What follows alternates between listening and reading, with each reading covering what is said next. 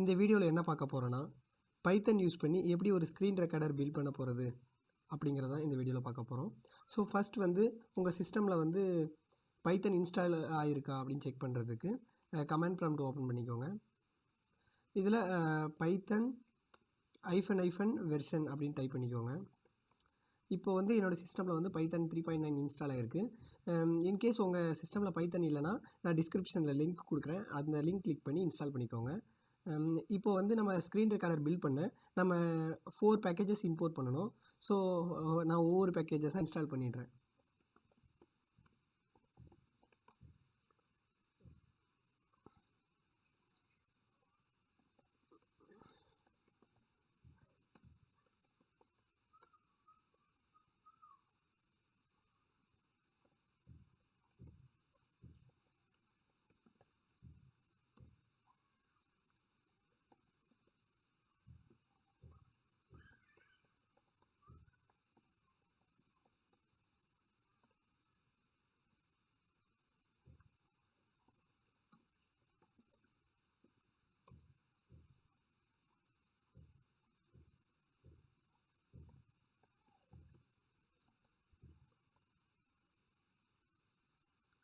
So எல்லா பேக்கேஜஸும் எனக்கு ஸ்பீடாக முடிஞ்சிருச்சு ப்ராசஸ். உங்களுக்கு வந்து கொஞ்சம் டிலே ஆகும். ஓகே, இப்போ வந்து உங்களுக்கு உங்களுடைய ஃபேவரட் எடிட்டர், டெக்ஸ்ட் எடிட்டர் ஏதாச்சும் ஒன்று ஓப்பன் பண்ணிக்கோங்க.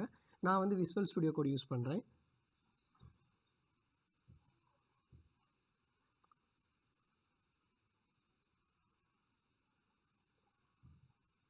ஸோ பாத் வந்து நான் டெஸ்க்டாப் செலக்ட் பண்ணிக்கிறேன்.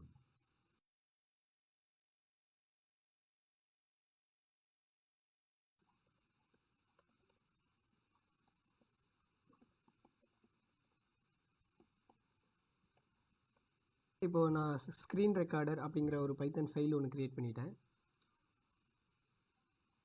இப்போது பேக்கேஜஸ் இன்ஸ்டால் பண்ண பேக்கேஜஸ்லாம் இம்போர்ட் பண்ண போகிறோம்.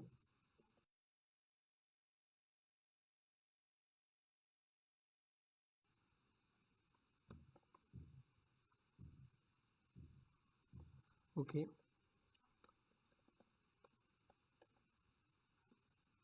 ஃபங்க்ஷனை வச்சு நம்ம வந்து ஸ்க்ரீனை வந்து ஃபஸ்ட்டு கேப்சர் பண்ண போகிறோம்.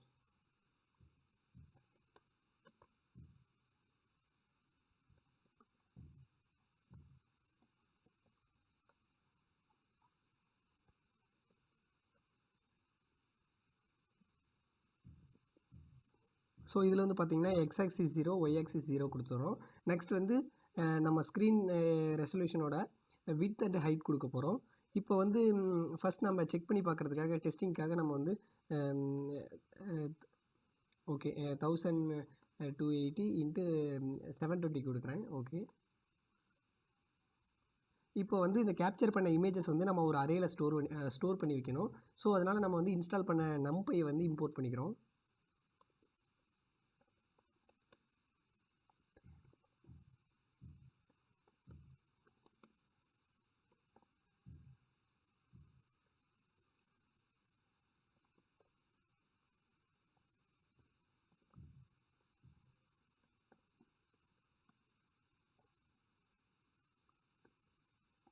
ஓகே, இப்போ வந்து ஆல்ரெடி கேப்சர் பண்ண இமேஜஸ்லாம் வந்து இந்த இமேஜ் என்பி அப்படிங்கிற அரேயில் வந்து எல்லா இமேஜஸ் ஸ்டோர் ஆகிடும்.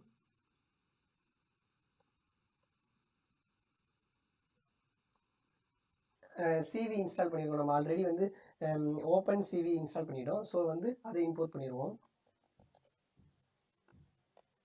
ஓகே, இந்த சிவி எதுக்காக யூஸ் பண்ணுறோம் அப்படின்னு பார்த்தீங்கன்னா இமேஜ் ப்ராசஸிங், அதுக்கப்புறம் வந்து இப்போ வந்து ஒரு விண்டோ க்ரியேட் பண்ணுறதுக்கு, இதுக்கெலாம் வந்து இந்த அப்புறம் வீடியோ என்கோடிங் பண்ணுறது, இது ரிலேட்டடான எல்லா இதுக்கும் நம்ம இந்த சிவி பேக்கேஜை யூஸ் பண்ணுவோம்.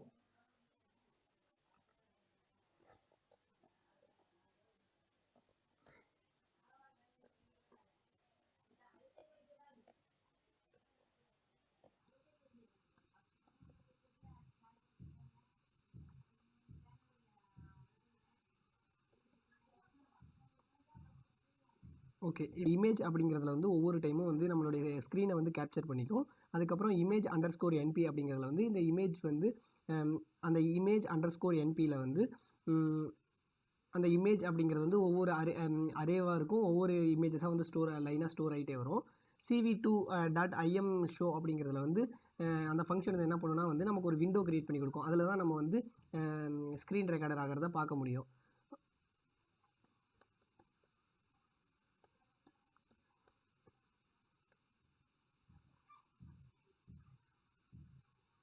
ஓகே, இப்போ இதை ரன் பண்ணி பார்க்கலாம். ஆரம்பிச்சிருச்சு. இப்போ நம்ம வந்து டாப் லெஃப்ட் கார்னரில் வந்து பார்த்தீங்கன்னா அந்த ஸ்க்ரீன் ரெக்கார்டர் நம்ம நேம் கொடுத்துருந்தோம்ல, அது வந்துருச்சு. அதான் இந்த விண்டோ. நெக்ஸ்ட் நம்ம வந்து மினிமைஸ் பண்ணி பார்க்கும்போது இதில் வந்து பார்த்தீங்கன்னா கலர் எல்லாமே இன்வெர்ட் ஆகிருக்கு, எதுவுமே வந்து ஆப்போசிட்டாக இருக்குது எல்லாமே கலர்ஸ். ஸோ நம்ம என்ன பண்ணணும்னா வந்து இதை வந்து ஆர்ஜிபிக்கு மாற்றணும். ஓகே, இமேஜ் ஃபைனல் அப்படின்னு ஒரு வேரியபிள் க்ரியேட் பண்ணிக்கிறேன்.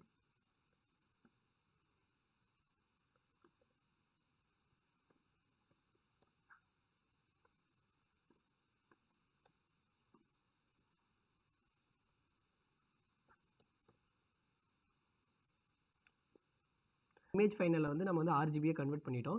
ஸோ இங்கே வந்து நம்ம இமேஜ் ஃபைனல் யூஸ் பண்ணுவோம். ஓகே, இப்போ நம்ம ரன் பண்ணி பார்ப்போம். ஓகே, இப்போது அந்த கலர் எல்லாமே நமக்கு வந்து எக்ஸாக்டான கலரே வந்துருச்சு. இந்த ஸ்க்ரீனோட எக்ஸாக்டான ஹைட் வித் வந்து இது எடுத்துக்கல. பிகாஸ் நம்ம வந்து 1280 × 720 கொடுத்துருக்கோம். ஒவ்வொரு மானிட்டருக்கும் ஒவ்வொரு ஸ்க்ரீன் ரெசல்யூஷன் இருக்கும். சரி, அதுக்கு ஒரு பேக்கேஜஸை வந்து இம்போர்ட் பண்ணிவிட்டு ஸ்க்ரீனோட ரெசல்யூஷனுக்கு ஏற்ற மாதிரி இதுவே அடாப்ட் பண்ணிக்கிற மாதிரி பண்ண போகிறோம். இன்டரப்ட் பண்ணிடுறேன். இந்த ஸ்க்ரீனோட எக்ஸாக்ட் வித் வேணும்னா நம்ம வந்து அதுக்கு ஒரு பேக்கேஜ் வந்து இம்போர்ட் பண்ண போகிறோம்.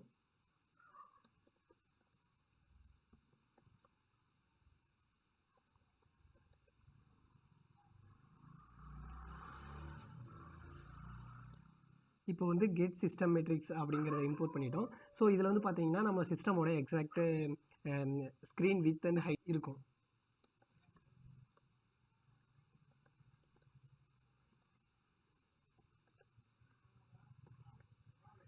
கெட் சிஸ்டம் மேட்ரிக்ஸ்க்குள்ளே நீங்கள் வந்து 0 பாஸ் பண்ணிங்கன்னா உங்களுக்கு வந்து வித்து கிடச்சிரும். அதுவே கெட் சிஸ்டம் மேட்ரிக்ஸில் வந்து நீங்கள் 1 ஆர்கியூமெண்ட் பாஸ் பண்ணிங்கன்னா உங்களுக்கு வந்து இதோட ஹைட் கிடச்சிரும். கஸ்டம் வித் அண்ட் ஹைட்டை நம்ம எடுத்துகிட்டு நம்ம வந்து நம்ம சிஸ்டமோட எக்ஸாக்டான வித் அண்ட் ஹைட்டை வந்து ஹைட் வேரியபிளில் ஸ்டோர் பண்ணிட்டோம். 1280 720 அந்த ரெசல்யூஷனை நம்ம எடுத்துகிட்டு நம்ம வந்து ஸ்டோர் பண்ணி வச்சுருக்க நம்மளுடைய ஹைட்டும் வித்தும் ஸ்டோர் பண்ணி வச்சுருக்க வேல்யூவை அங்கே வந்து கொடுத்துட்டோம். இப்போ ரன் பண்ணி பார்ப்போம்.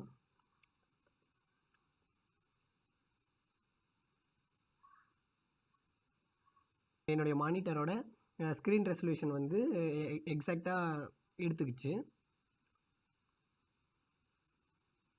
இப்போ என்ன பண்ண போகிறோன்னு பார்த்தீங்கன்னா நம்ம ஒவ்வொரு டைமும் நம்ம க்ளோஸ் பண்ணணும் அப்படின்னா வந்து கமாண்ட் ப்ராம்ப்டில் தான் வந்து நம்ம வந்து கீபோர்டு இன்டரப்ட் பண்ணிட்டு தான் நம்ம வந்து க்ளோஸ் பண்ணுற மாதிரி இருக்குது. ஸோ இப்போ வந்து நம்ம ஏதாச்சும் ஒரு பட்டனை ப்ரெஸ் பண்ணால் ஸ்க்ரீன் ரெக்கார்டர் வந்து க்ளோஸ் ஆகிற மாதிரி பண்ணணும். ஸோ அதுக்கு என்ன பண்ணலான்னு பார்த்தீங்கன்னா இதில் வந்து இந்த CV2வில் நான் வந்து ஒரு வேரியபிள் கேன்னு ஒரு வேரியபிளில் ஸ்டோர் பண்ணிக்கிறேன். இப்போது ஆஸ்கி வேல்யூ எஸ்கேப் பட்டனோட ஆஸ்கி வேல்யூ வந்து 27. ஸோ நான் என்ன பண்ண போகிறேன்னா இப்போ வந்து கே ஈக்குவல் டு 27 அப்படின்னு கொடுத்துட்டு நெக்ஸ்ட் வந்து பிரேக் கொடுத்துட போகிறேன். ஸோ இப்போ என்ன ஆகுனா வந்து பார்த்திங்கன்னா இந்த கேவோட நான் எப்போ வந்து எஸ்கேப் பட்டன் ப்ரெஸ் பண்ணுறனோ அப்போ வந்து இந்த ரெண்டு வேல்யூ ஈக்குவல் ஆகும்போது இங்கே வந்து பிரேக் ஆகிடும். அப்போ ஸோ வந்து டோட்டல் லூப்பிங்கே வந்து வெளியே வந்துடும். ஸோ அதனால் ப்ரோக்ராம் வந்து க்ளோஸ் ஆகிடும்.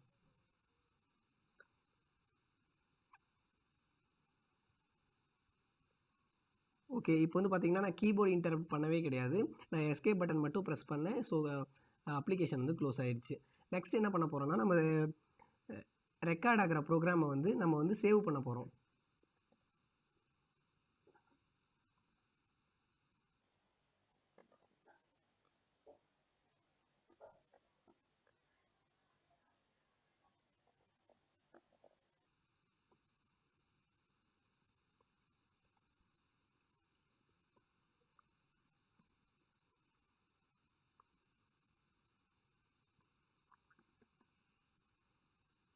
CV2 யூஸ் பண்ணி நம்ம வந்து வீடியோவை என்கோட் பண்ண போகிறோம். என்ன ஃபார்மேட்டில் என்கோட் பண்ண போகிறோம்னா MP4V அப்படிங்கிற ஃபார்மேட்டில் என்கோட் பண்ணுறோம். ஸோ அதனால் நம்ம வந்து அங்கே MP4V கொடுத்துருக்கோம். இன்கேஸ் நமக்கு வந்து AVI ஃபார்மேட் வேணும்னா நம்ம AVI யூஸ் பண்ணிக்கலாம்.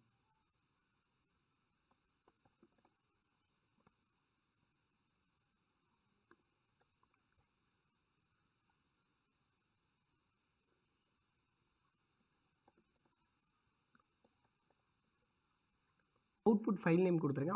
நெக்ஸ்ட் வந்து நம்ம வந்து ஃப்ரேம் ரேட் கொடுக்குறோம். எவ்வளோ ஃப்ரேம் பெர் செகண்ட் அப்படிங்கிறதுக்காக நான் 20 ஃப்ரேம் பெர் செகண்ட் கொடுத்துருக்கேன். 20 கொடுத்துருக்கேன். நெக்ஸ்ட் வந்து நம்ம இதோட ஹைட்டும் வித்தும் நம்ம பண்ணணும். நம்ம ஆல்ரெடி வந்து வித் கம்மா ஹைட்டே கால் பண்ணிக்கலாம்.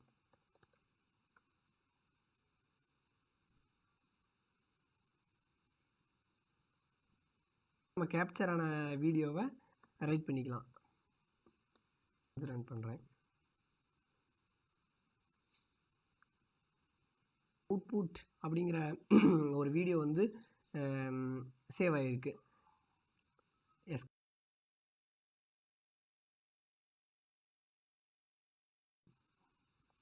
நம்ம output.mp4 அப்படின்னு கொடுத்ததால இப்போ வந்து நம்ம ஆல்ரெடி வந்து ஒரு ஸ்க்ரீன் ரெக்கார்ட் பண்ணிவிட்டு நெக்ஸ்ட் டைம் நம்ம ஸ்க்ரீன் ரெக்கார்டு பண்ணும்போது என்ன ஆகுனா வந்து லாஸ்ட்டாக பண்ண ஃபைல் வந்து ப்ரீவியஸ் ஃபைல் மேலே ஓவர் ரைட் ஆகிடும். ஸோ அதனால் நமக்கு வந்து ப்ரீவியஸ் ஃபைல் வந்து லாஸ் ஆகிடும். எந்த வீடியோ நம்ம எப்போ எடுத்தது அப்படின்னு எக்ஸாக்டாக நமக்கு தெரியாதனால அந்த டேட் அண்ட் டைம் தான் வந்து ஃபைல் நேமாக போட்டு சேவ் பண்ண போகிறோம். டேட் அண்ட் டைமுக்கு வந்து பேக்கேஜ் இம்போர்ட் பண்ணிக்கிறேன். டைம் ஸ்டாம்ப்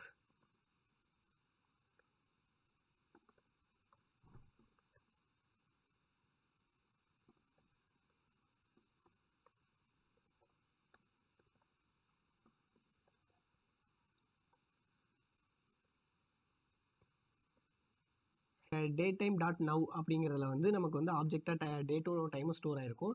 இதை வந்து நம்ம வந்து இப்போ ஸ்ட்ரிங்காக எடுத்துக்க போகிறோம்.